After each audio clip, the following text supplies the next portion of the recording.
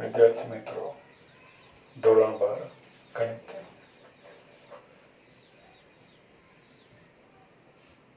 प्रकरण 13 स्वाध्याय 13.1 बाळको आपणे આગળના વિડિયોમાં પ્રકરણ 13 ના સ્વાધ્યાય 13.1 પહેલાના ઉદાહરણ નંબર 1 થી 7 નો અભ્યાસ કર્યો। આ વિડિયોમાં આપણે સ્વાધ્યાય 13.1 ના દાખલાઓનો અભ્યાસ કરીએ। સ્વાધ્યાય 13.1 માં પહેલો પ્રશ્ન આપ્યો આપણને ઘટનાઓ E અને F માટે P of E is equal to 0.6, P of F is equal to 0.3 અને P of E છેદ F is equal to 0.2। તો P of E by F અને P of F by E શોધવા। બાળકો આપણે P of E by F શોધવાનું છે તો એના માટે આપણી પાસે સૂત્રો છે P of E આપ્યું, P of F આપ્યું, P of E છેદ F આપ્યું। તો P of E by F is equal to આપણી પાસે સૂત્ર છે P of E છેદ F upon P of F। આ F ને સાપેક્ષ ઘટના F ને સાપેક્ષ ઘટના E ની સંભાવના। તો ઘટના F ને સાપેક્ષ E ની સંભાવના એટલે આપણે લખી શકીએ P of E છેદ F upon P of F બરાબર E છેદ F ની સંભાવના છેદમાં F ની સંભાવના। તો is equal to P of E છેદ F is 0.2 upon P of F. P of F is 0.3। તો સંભાવના મળી આપણને 2/3 એટલે કે 0.666 એ પ્રમાણે આવશે। કે આ પ્રમાણે P of E by F મળે અને P of F by E મેળવીએ તો P of F by E બરાબર P of E છેદ F upon P of E લખાશે। E ને સાપેક્ષ F ની સંભાવના ઘટના E ને સાપેક્ષ F ની સંભાવના એટલે P of E છેદ F upon P of E is equal to P of E છેદ F બરાબર 0.2 છે છેદમાં P of E બરાબર 0.6 એટલે 2/6 is 1/3 1/3 is 0.333 એ પ્રમાણે આવશે। એટલે આ પ્રમાણે P of E by F અને P of F by E મળે। Next P of B is equal to 0.5 અને P of A છેદ B is equal to 0.32। તો P of A by B શોધો। P of A by B આપણે શોધવાનું છે। P of A by B બરાબર સૂત્ર છે આપણી પાસે P of A છેદ B upon P of B is equal to P of A છેદ B is 0.32 upon P of B is 0.5 એટલે આપણને મળ્યું 32 ના છેદમાં 50 32 ના છેદમાં 50 એટલે કે 5 વડે ભાગી નાખીએ તો 5 × 30 પોઈન્ટ 520 છેદમાં 10 6.4/10 એટલે કે 0.64 એટલે આ પ્રમાણે મળે આપણને P of A by B। Next દાખલા નંબર 3 જો P of A is equal to 0.8, P of B is equal to 0.5 અને P of B by A is equal to 0.4 તો P of A છેદ B, P of A by B અને P of A of B શોધો। બાળકો P of A આપ્યું, P of B આપ્યું, P of B by A આપ્યું અને આપણે P of A છેદ B શોધવાનું છે। તો સીધી વાત છે કે P of A છેદ B A P of B by A ના સૂત્રમાં છે। તો શરૂઆત કરીએ આપણે P of B by A થી। તો P of B by A P of B by A is equal to P of A છેદ B upon P of A। બરાબર. પી ઓફ બી બાય એ બરાબર આવશે પી ઓફ એ છેદ B upon P of A છેદ B upon P of A is equal to P of A છેદ B આપણે શોધવાનું છે. તો implies P of B by એની જગ્યાએ લખાશે 0.4 is equal to P of A છેદ બી આપણે શોધવાનું છે એટલે અહીંયા આવ્યો પી ઓફ એ છેદ B upon P of A is 0.8 implies આ ચોક 32 એટલે પી ઓફ એ છેદ બી બરાબર 0.32 એટલે પી ઓફ એ છેદ બી બરાબર 0.32 આવ્યું. હવે પી ઓફ એ બાય બી મેળવવું છે તો પી ઓફ એ બાય બી બરાબર સૂત્ર છે આપણી પાસે. આ પહેલો પ્રશ્ન સોલ્વ થઈ ગયો કે પી ઓફ એ છેદ બી બરાબર 0.32.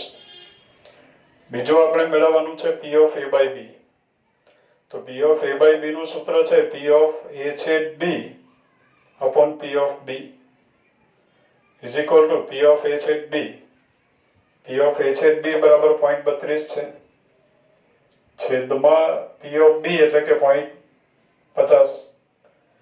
32 ના છેદમાં 50 એટલે 0.64 0.64 32 ના છેદમાં 50 0.64. એ જ પ્રમાણે આગળ હવે સમજ્યા ત્રીજો પ્રશ્ન પી ઓફ એ યોગ બી શોધવાનું છે. તો બાળકો પી ઓફ એ યોગ બી નું સૂત્ર છે આપણી પાસે. પી ઓફ એ યોગ બી જૂનું સૂત્ર છે આપણી પાસે 11મા ધોરણમાં શીખીને આવ્યા કે પી ઓફ એ યોગ બી બરાબર લખાય P of A plus P of B minus P of A છેદ બી. નિરપેક્ષ સંભાવનાની વાત છે. તો is equal to P of A બરાબર આપ્યો 0.8 પ્લસ પી ઓફ બી એટલે કે 0.5 માઇનસ પી ઓફ એ છેદ બી. પી ઓફ એ છેદ બી એટલે કે 0.32 આ પ્રમાણે થયું. આના બરાબર આવ્યો 0.8 વત્તા 0.5 8 ને 5 13 1.30 માઇનસ 0.32 આ પ્રમાણે થયું ઇઝ ઇક્વલ ટુ 0.10 માંથી 2 8 અને 12 માંથી 3 9.98 એટલે આ પ્રમાણે આપણને મળ્યું 0.98. P of A of B is equal to 0.98. Next દાખલા નંબર 4. જો 2 times P of A is equal to P of B is equal to 5/13 અને P of A by B is equal to 2/5 તો P of A of B શોધો. બાળકો આપણે P of A of B શોધવું. P of A of B નું સૂત્ર છે આપણી પાસે P of A plus P of B minus P of A છેદ B. તો એનો મીનિંગ એવો થયો કે આપણે પહેલા P of A છેદ B મેળવવું જોઈએ. અને P of A છેદ B શેની પરથી મેળવી શકશો આપણે? P of A by B પરથી, કારણ કે એમાં P of A છેદ B છે. તો શરૂઆત કરીએ આપણે P of A by B થી. તો P of A by B is equal to P of A by B is equal to P of A छेद B. P of A by B is equal to P of A छेद B upon P of B. P of A छेद B upon P of B.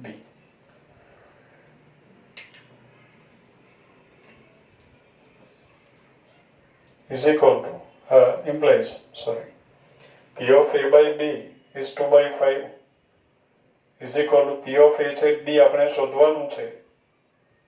છેદમાં P of B is 5/13 implies P of A છેદ B બરાબર આપણે લખી શકીએ 2/5 into 5/13.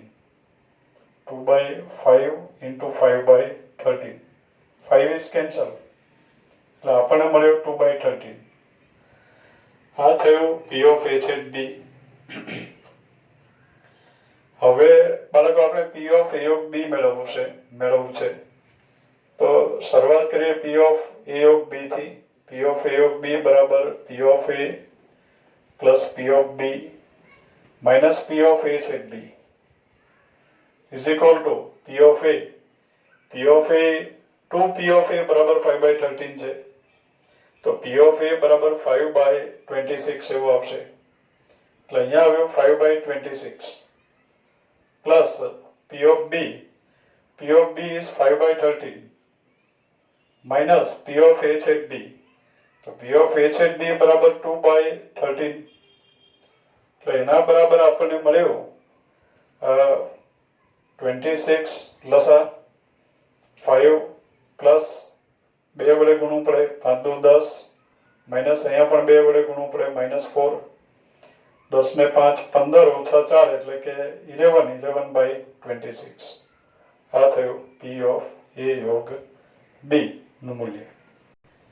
Next દાખલા number 5 જો P of A is equal to 6/11 P of B is equal to 5/11 અને P of A of B is equal to 7/11 તો P of A છેદ B P of A by B અને P of B by A શોધો એવું કહે છે. તો બાળકો P of A છેદ B શોધવાનું છે એમ પણ આપણે P of A by B કે P of B by A શોધવાનું ફક્ત પ્રશ્ન કરવામાં આવે તો પણ P of A છેદ B આપણે શોધવું જ પડે. તો પહેલા આપણે P of A છેદ B મેળવીએ અને P of A છેદ B શોધવા માટે આપણે P of A of B ના સૂત્રનો ઉપયોગ કરીએ. તો આપણી પાસે સૂત્ર છે P of A of B બરાબર P of A plus P of B minus P of A છેદ B. આ પ્રમાણે સૂત્ર છે. Therefore P of A of B is 7/11 is equal to P of A is 6/11 plus P of B is 5/11 minus P of A छेद B.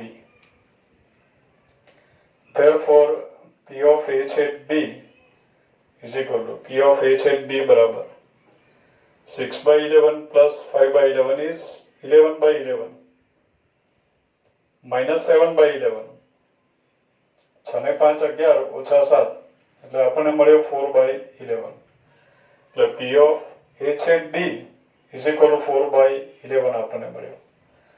હવે બાળકો P of A by B શોધવાનું છે તો પહેલા પ્રશ્નનો આન્સર આવી ગયો. હવે P of A by B શોધવાનું છે તો એના માટે આપણે શરૂઆત કરીએ. P of A by B બરાબર P of A છેદ B upon P of B is equal to P of A છેદ B is 4/11 upon P of B. P of B is 5/11. તો આન્સર મળ્યો આપણને 4/5.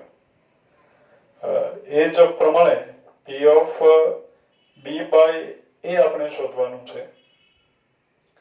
તો P of B by A બરાબર P of A છેદ B upon P of A is equal to P of A છેદ B is 4/11 upon P of A. P of A is 6/11. Answer મળ્યો આપણને 4/6 એટલે કે 2/3. એટલે આ પ્રમાણે આપણે P of A છેદ B, P of A by B અને P of B by A મેળવી શકીએ.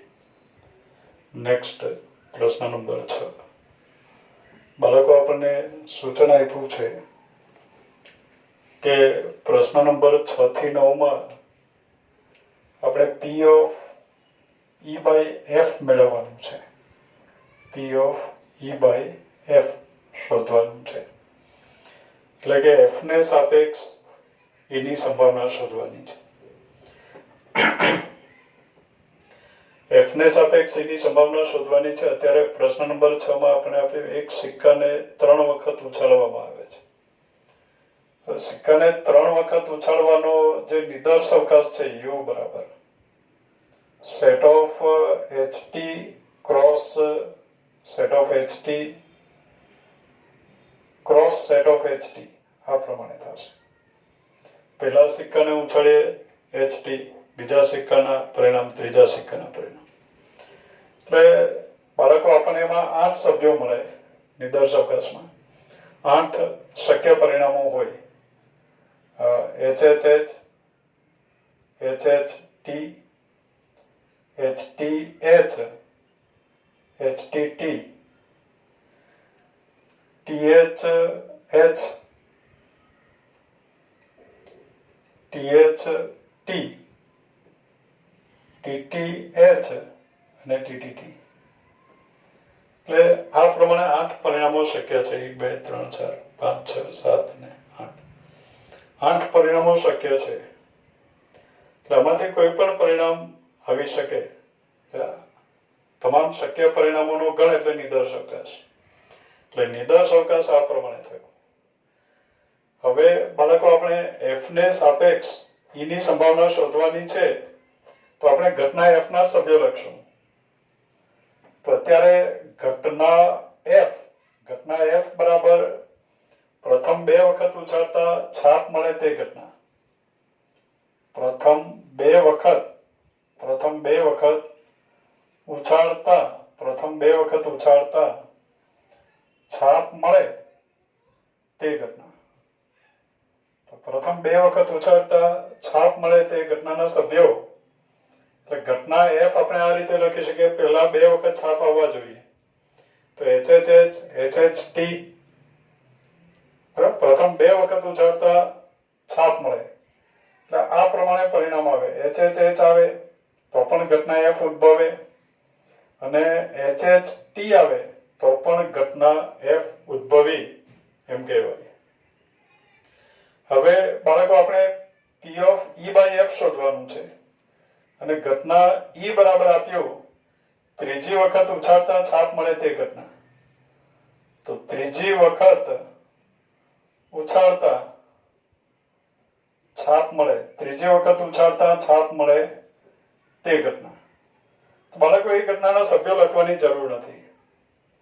ત્રીજી વખત ઉછાળતા છાપ મળે એ ઘટના એટલે HHH, HTH, THH, TTH એ પ્રમાણે સભ્યો લખી શકાય. પણ એ લખવાની જરૂર નથી. આપણે P of E by F શોધવું છે, તો ઘટના F જે છે એમાં ઘટના E ને અનુરૂપ સભ્યો કેટલા છે એ શોધી નાખો. તો ઘટના F માં E ને અનુરૂપ સભ્ય ત્રીજી વખત ઉછાળતા છાપ મળે એવા સભ્ય એક જ સભ્ય છે, કારણ કે આ આપણા માટે નવો નિદર્શ અવકાશ છે. એની બહારના સભ્યો વિશે ના વિચારો ચાલશે. એટલે એવા કેટલા સભ્યો છે? એક સભ્ય, અને આના કુલ સભ્યો છે 2. એટલે સંભાવના P of E by F બરાબર આપણને મળ્યું બનાવે. નેક્સ્ટ, હવે આમાં જ બીજો પ્રશ્ન છે. ઘટના E બરાબર ઓછામાં ઓછી 2 છાપ મળે, અને ઘટના F બરાબર વધુમાં વધુ 2 છાપ મળે. આપણે F ને સાપેક્ષ E ની સંભાવના શોધવી છે.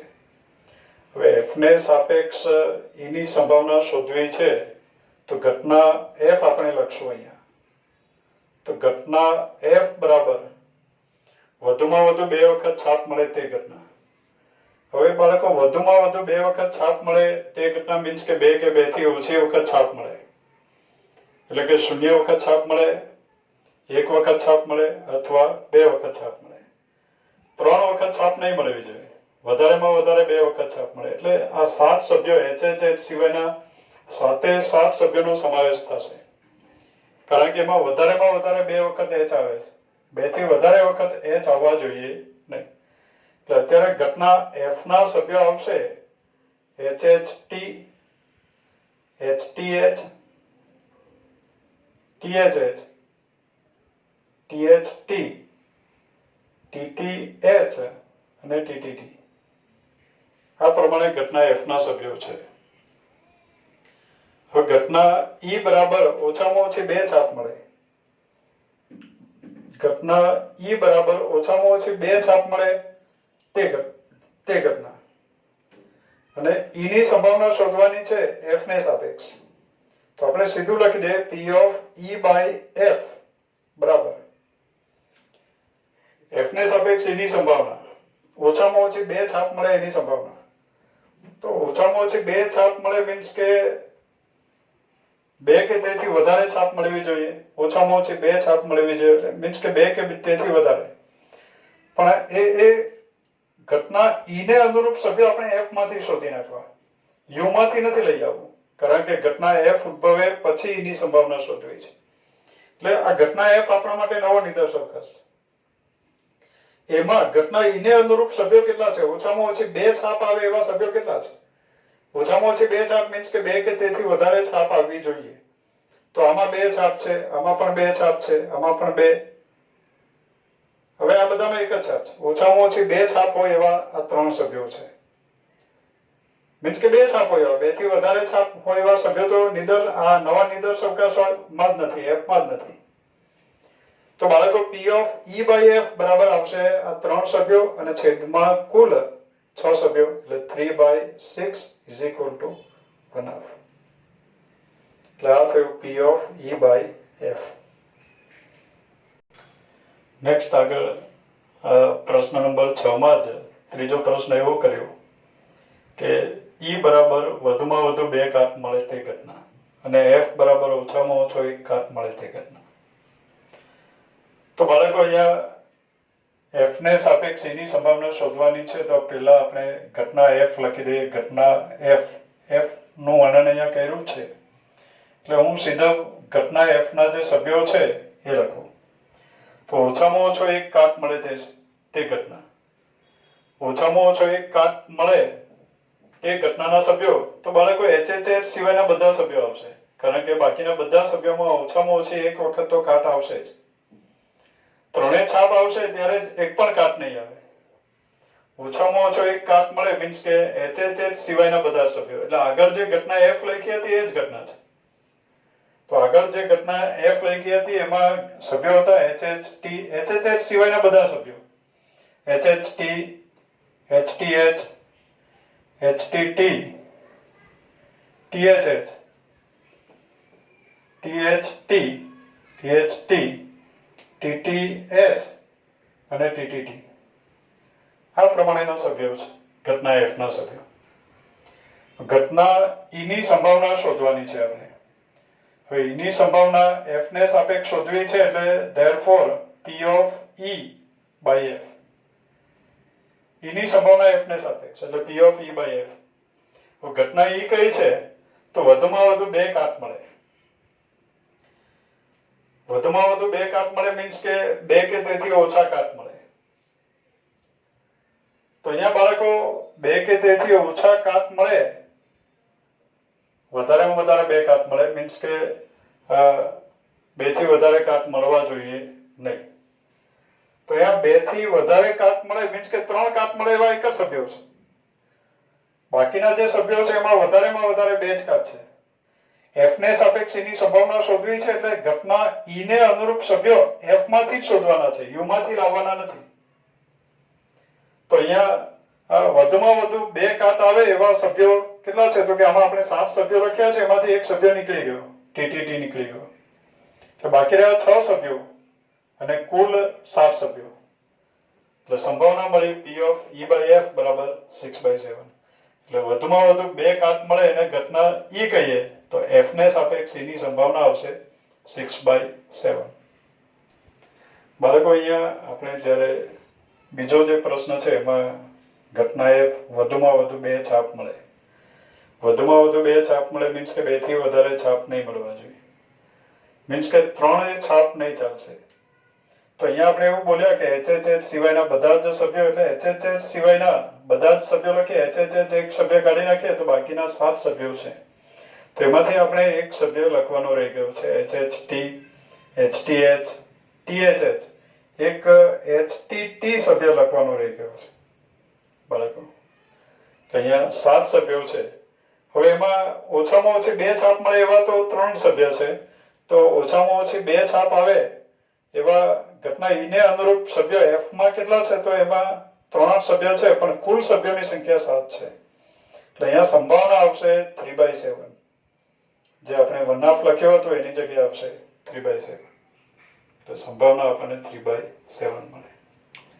નેક્સ્ટ દાખલા નંબર 7. દાખલા નંબર 7 માં આપણે આપ્યો 2 સિક્કાઓ એક વખત ઉછાળવામાં આવે છે. 2 સિક્કાઓ એક વખત ઉછાળવામાં આવે છે મીન્સ કે 2 સિક્કાઓ ઉછાળવાના છે. 2 સિક્કાઓ ઉછાળવાનો જે યાદચ્છિક પ્રયોગ છે એનો નિદર્શ અવકાશ U આપણને મળે બે સિક્કા ઉછાળવાનો યાદચ્છિક પ્રયોગ. એનો નિદર્શ અવકાશ આવશે HH, HT, TH અને TT.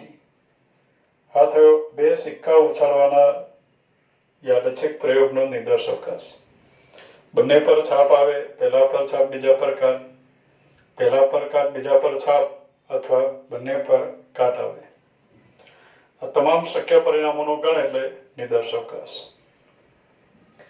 હવે બાળકો આપણે ઘટના ની સંભાવના શોધવાની છે પણ f ને સાપેક્ષ. તો એના માટે આપણે ઘટના f લખી દઈએ. તો અત્યારે ઘટના f બરાબર એક સિક્કા પર છાપ મળે તે ઘટના. હું અહીંયા લખતો નથી, ફરીથી અહીંયા લખાણ કર્યું છે આપણે. ઘટના f એક સિક્કા પર છાપ મળે તે ઘટના. તો બાળકો એક સિક્કા પર છાપ મળે તે ઘટનાના સભ્યો અહીંયા મળે આપણને HT, TH.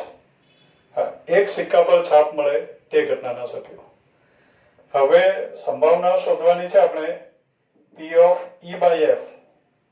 E by F ની સંભાવના, F ને સાપેક્ષ E ની સંભાવના, અને ઘટના E છે એક સિક્કા પર કાટ મળે તેની સંભાવના. હવે બાળકો એક સિક્કા પર કાટ મળે તેની સંભાવના. ઘટના F ઉદ્ભવ્યા પછી મીન્સ કે આની અંદર જ આપણે જવાનું છે. આપણા માટે નવો નિદર્શ અવકાશ છે. તો આમાં એક સિક્કા પર કાટ આવે એવા સભ્યો કેટલા છે? તો એક સિક્કા પર કાટ આવે એવા બે સભ્યો છે અને કુલ સભ્યોની સંખ્યા પણ 2 છે, એટલે સંભાવના મળી 1. એટલે બાળકો સીધી વાત છે કે એક સિક્કા પર છાપ મળે તે ઘટના ઉદ્ભવે તો એની સાથે જ એક સિક્કા પર કાટ મળે તે ઘટના પણ ઉદ્ભવે.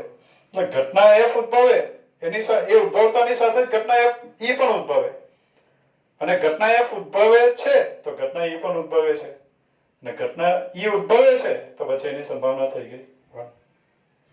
નેક્સ્ટ હવે બીજા પ્રશ્નમાં આપણે આપ્યું ઘટના E એક પણ કાટ ન મળે અને ઘટના F એક પણ છાપ ન મળે. F ને સાપેક્ષ E ની સંભાવના શોધવાની છે, એટલે આપણે ઘટના F ના સભ્યો લખી દેવા જોઈએ. ઘટના F ને આપણે ગણ સ્વરૂપે દર્શાવીએ. તો બાળકો ઘટના F એટલે એક પણ છાપ ન મળે તે ઘટના. તો આ નિદર્શ અવકાશમાંથી એવા સભ્યો શોધી નાખીએ કે જેમાં એક પણ છાપ ન મળે. તો એક પણ છાપ ન મળે તે ઘટના. તો એક પણ છાપ ન મળે તે ઘટનામાં એક જ સભ્ય છે TT, એમાં એક પણ છાપ નથી. હવે ઘટના F ઉદ્ભવે છે તેમ આપી દીધું છે. F ને સાપેક્ષ E ની સંભાવના શોધવી છે. તો therefore P of E by F બરાબર E એટલે એક પણ કાટ ન મળે તે ઘટના. હવે આમાંથી એક પણ કાટ ન આવે એવા કેટલા સભ્યો છે ઘટના F માં?